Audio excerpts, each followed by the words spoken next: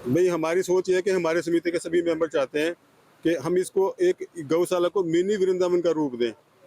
भाई हमारे पास जैसे बुजुर्ग लोग आते हैं, हमने कुछ पार्क डेवलप किए हैं, कुछ फूल पौधे लगाए हुए हैं। तो हम चाहते हैं कि जो बुजुर्ग लोग हैं, जो मतलब उनको हरियाली देखने को नहीं मिलती है, तो वहाँ के अपना एक मानसिक सुकून उनको मिले। पूरा प्रयास ही रहता है। और मैं विशेषकर जो हमारा ठसका गांव नज़दीकी है, ठसका गांव ने हमारे को ये पंचायत ने ज़मीन हमारे को दी है समिति को। तो मैं ठसका गांव वालों का भी बहुत धन्यवाद देता हूं कि उन्होंने हमें ये सेवा करने का मौका दिया है। और हम कोशिश करेंगे हम गांव वालों की उपेक्षाओं पे खरा उतरें। कितनी जमीन है जी? ये लगभग 5 एकड़ ज़मीन है। और हम जो पानी लेके आते हैं ठसका गांव के ज़मीन है, उसमें से ही पानी आता है। बिल्कुल मीठा पानी है। मतलब हम चाहते हैं गौ माता की प्रॉपर तरीके से सेवा करें। जैसे मैंने आपको पहले बोला कि भगवान कृष्ण जी ने भी गौ माता की सेवा की है। तो हमारा ध्येय भी यही है कि हम कृष्ण भगवान जैसे तो नहीं बन सकते, लेकिन प्रयास ये है कि हम उनके चिन्हों पे चलते हुए गौ माता की सेवा करें और समाज में एक जो गौ माता का बेकदरी हो गई है उसको अच्छी तरीके से सेवा कर सकें हम लोग। हमारा प्रयास है कि हम ज़्यादा से ज़्यादा लोगों को गौ माता के साथ जोड़ें, क्योंकि आपको पता है शहर में, गाँवों में गौवंश की कितनी बेकदरी हो रही है। लोग गौ माता को तिरस्कार की भावना से भी देख रहे हैं। तो हमारा प्रयास ये है कि हम अपनी गौवंश को, जो कृष्ण भगवान जी ने स्वयं गौ माता की पूजा की है, प्रयास है कि गौ माता का जो एक पुराना जो कहते हैं ना वास्तु में गौ माता है, उसका उसका रूप देना चाह रहे हैं। जैसे प्रधान जी ने बताया कि हम जो इनकम करते हैं दूध से, तो खाली ये इनकम करना हमारा मकसद नहीं है कि हमें दूध से इनकम करना है। हमें अपने समाज को उत्तम क्वालिटी का दूध, जैसे कहते हैं ना गाय का दूध अमृत माना जाता है। तो हमारा प्रयास पूरी समिति का ये रहता है कि हम अपने बच्चों को, आने वाली पीढ़ी को या अपने समाज को एक अमृत दूध दें, ताकि उनका स्वास्थ्य ठीक रहे।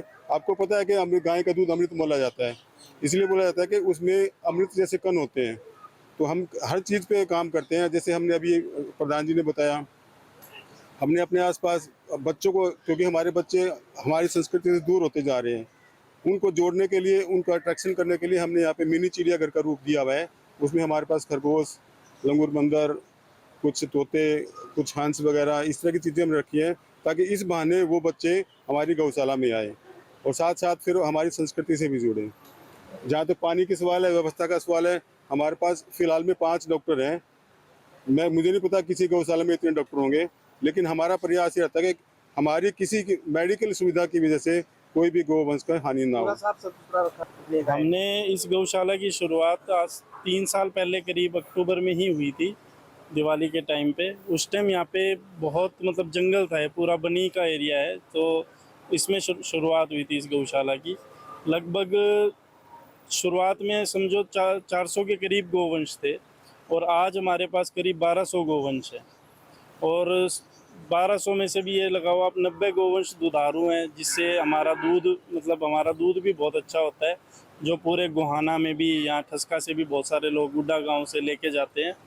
और हमने धीरे धीरे करके, मतलब शेड, पहले शुरुआत में एक शेड था हमारे पास, हमने फिर और शेड बनवाए, नई शेड बना बना के आज हमारे पास करीब 7-8 शेड हैं।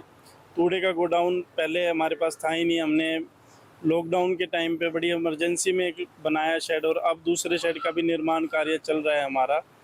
साथ ही हमने बच्चों को यहाँ गौशाला में लाने के लिए एक बड़ा अच्छा, मतलब ये कह लो उनके मनोरंजन के लिए, यहाँ पे खरगोश भी हैं हमारे पास, बत्तख भी है हमारे पास, तोते भी हैं, कबूतर भी हैं, बहुत सारी चीज़ें मतलब बच्चों को रुझाती हैं अपनी तरफ, जिससे कि हाँ, चिकित्सालय हमने एक मोर के लिए स्पेशल, मतलब हमारे यहाँ चिकित्सा चलती है, जो मोर चोटिल हो जाते हैं वो यहाँ पे उनको देख रेख की जाती है उनकी।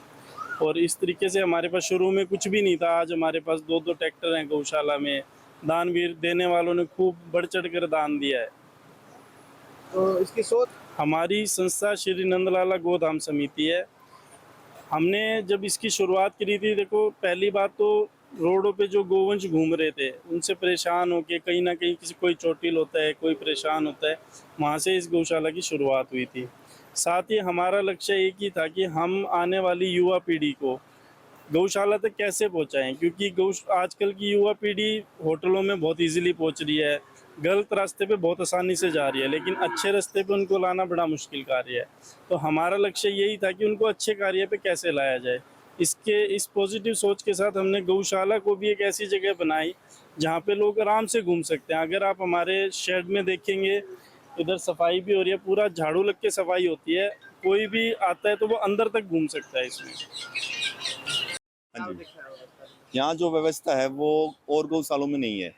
मैं यहाँ आता हूँ, बच्चों को लेके आता हूँ, बच्चे बहुत खुश होते हैं, बहुत अच्छा लगता है उनको। यहाँ खरगोश वगैरह, हंस वगैरह देख के वो मेरे को भी आने को कहते हैं, भाई तुम मेरे को ले चलो। यानी कि छोटे बच्चे बड़ों को लेके आते हैं। ये बात है गौशाला में। आज ये गौशाला इस तरह व्यवस्थित की गई है। क्या व्यवस्था देखते हैं? व्यवस्था बहुत, सफाई की बहुत अच्छी व्यवस्था है यहाँ, सब कुछ बिल्कुल ठीक है। और यहाँ संडे को, हर संडे को यहाँ स्वामणी लगाई जाती है फलाहार की, मिक्स वेज। उसमें घिया, तोरी, अमरूद वगैरह सब कुछ डाले जाते हैं गवों को, ताकि उनको जो पौष्टिकता चाहिए वो मिले। ठीक है, संडे को तो यहाँ एक किस्म से पूरा मेला लग जाता है और आरती होती है शाम को, तो बहुत आनंद आता है। क्या नाम है? मेरा विकास सैनी।